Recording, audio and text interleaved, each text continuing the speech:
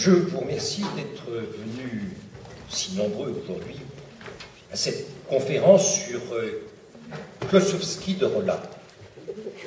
Encore que vous ne sussiez point qu'il y aurait une conférence sur Klossowski de Rolla. Ce n'était pas écrit au programme. De son prénom Balthasar, avec un S entre les deux A. Donc, cette conférence sur Balthasar Klossowski de Rolla. Et effectivement, je me suis dit qu'on parlait peu ici à Aubrac de Balthasar Klossowski de Rolla, et qu'aujourd'hui était une excellente occasion d'évoquer la vie et l'œuvre de ce grand créateur auquel chacun d'entre nous est si sensible.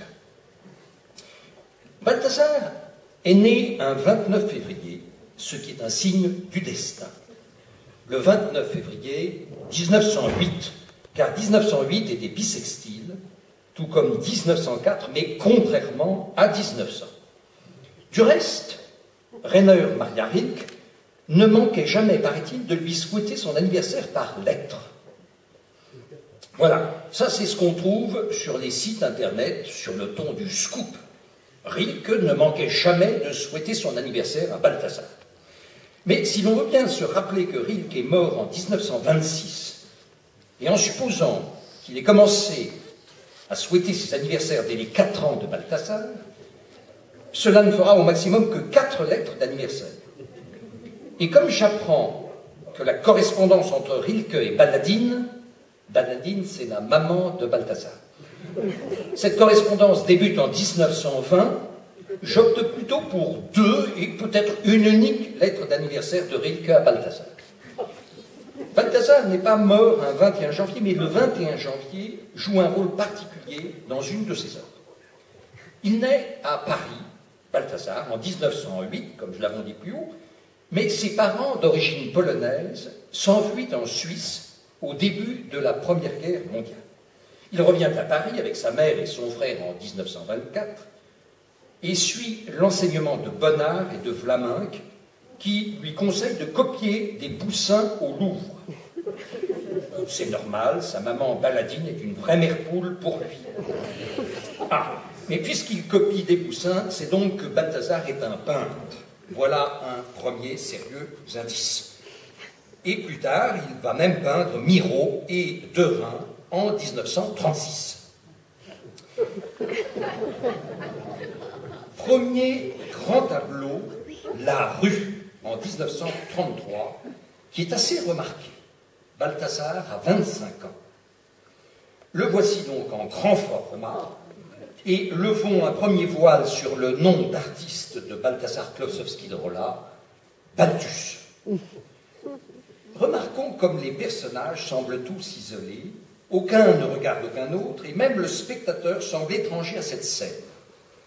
Remarquons également le point de vue du peintre, scène de rue, le peintre est placé légèrement sur la droite, il voit la rue, laquelle débouche sur un autre axe perpendiculaire. Retenons cet angle, si vous voulez bien. Très bientôt, Balthus se fait connaître par ses tableaux de jeunes filles, et même de filles assez jeunes, parfois avec des chats. Voici Thérèse rêvant, Les beaux jours, Nu au chat et Le lever. Vous me direz si je vais trop vite. Mais qu'on ne s'y méprenne pas, car je vous vois venir, et là, je cite Balthasar Klossowski de Rolla, l'érotisme est dans l'œil de celui qui regarde. Et puis une autre citation, toutes mes figures féminines sont des anges. Merci à Balthus d'avoir apporté cette précision et que chacun ici rectifie sa pensée. Comme dit Madame de Staël, en société, veillons sur notre langage, en famille, veillons sur notre humeur, seuls, veillons sur nos pensées. J'en étais donc là de mes réflexions lorsque je suis tombé sur cette lettre de Balthus à Antoinette de Watteville, écrite le 1er décembre 1933, avec laquelle il correspondra pendant près de 10 ans, avant qu'elle devienne sa femme. Et il commente en ces termes le tableau qu'il est en train de mûrir. Je prépare une nouvelle toile, une toile plutôt féroce. Dois-je oser t'en parler? si je ne peux pas t'en parler à toi, c'est une scène érotique. Mais comprends bien, cela n'a rien de rigolo, rien de ces petites infamies usuelles que l'on montre clandestinement en se poussant du coude. Non, non, je veux déclamer au grand jour, avec sincérité et émotion, tout le tragique palpitant d'un drame de la chair, proclamer à grands cris les lois inébranlables de l'instinct. Revenir ainsi au contenu passionné d'un art, mort aux hypocrites. Ce tableau représente une leçon de guitare. Une jeune femme a donné une leçon de guitare à une petite fille, après quoi elle continue à jouer de la guitare sur la petite fille. Après avoir fait vibrer les cordes de l'instrument, elle fait vibrer un corps. Fin de la citation. Il s'agit de la leçon de guitare que voici.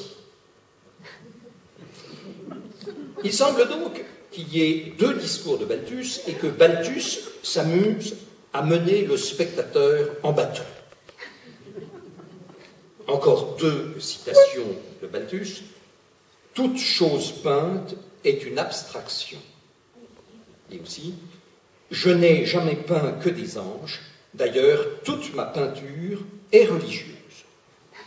Comme on le constate. Balthus ne pratiquait guère l'humour, il faut donc prendre ses déclarations au premier degré, surtout très au sérieux. Balthus est assurément envoûté par ces égéries, qui sont des anges, ne l'oublions pas, et je crois que l'on peut dire sans se tromper de Balthus que sa muse l'habite. Je voudrais encore montrer le dernier tableau de Balthus, Jeune fille à la mandoline, 2000-2001. Si la thématique n'a guère changé, les couleurs sont devenues plus franches et offrent un superbe contrepoint à la nudité. Et aussi montrer l'Archamp, qui est un petit village près de Nemours, et la basilique Saint-Mathurin domine ce village du Gâtinais, dont les habitants, et les lyricantois, sont à juste titre fiers. Écoutons encore Balthus s'entretenir avec l'acteur Richard Gere, qui fut un ami pendant 20 ans, et notons que le peintre est décédé peu de temps après cet entretien. Richard Gere. Question. Qui est-il, celui qui peint ses prières et essaie d'atteindre la lumière? Réponse de Balthus. Dieu. L'homme ne peut pas créer, il ne peut qu'inventer. Le peintre prie celui qui crée, mais ils sont pareils. Peut-être que celui qui prie peint le créateur. Peut-être que le créateur peint celui qui prie. En définitive, tout le problème est de savoir qui crée le créateur. C'est une régression sans fin. Le peintre essaie de sortir de lui-même et ainsi il se rapproche de son créateur. Lorsqu'on peint, on essaie d'oublier son ego et c'est à ce moment-là que je sens la lumière qui est en Dieu et mon esprit et mes mains ne sont plus que des machines qui écoutent. On écoute ce qu'on doit faire. Je peins ce que j'aime, sinon je ne pourrais pas le faire. La beauté des adolescentes est sublime. Dante a rencontré Béatrice quand elle avait 8 ans. Autrefois, les mariages se célébraient à l'adolescence. Sans doute que la beauté qui me séduit est celle des adolescentes. Ces propos de Balthus, dans un entretien donné à l'Œil, la revue L'Œil, nous paraissent aujourd'hui très inconvenants. Et pourtant, ils ne datent que de décembre 1999. Le vieux peintre, qui a alors 91 ans, avait déjà conscience du caractère sulfureux de ses propos et il les assumait pleinement en ajoutant « Je ne supporte pas les mentalités étroites qui voient de l'obscénité là-dedans, ni les règles morales cyniques qui estiment que ce n'est pas bien d'aimer une jeune fille. » De 61 à 77, Balthus est directeur de la Villa Médicis où Malraux l'a nommé.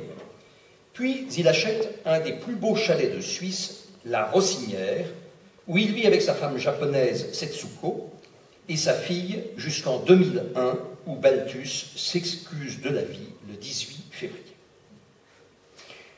Après ce court préambule, il est temps de se diriger vers le deuxième grand tableau de rue de Balthus. Je veux parler du passage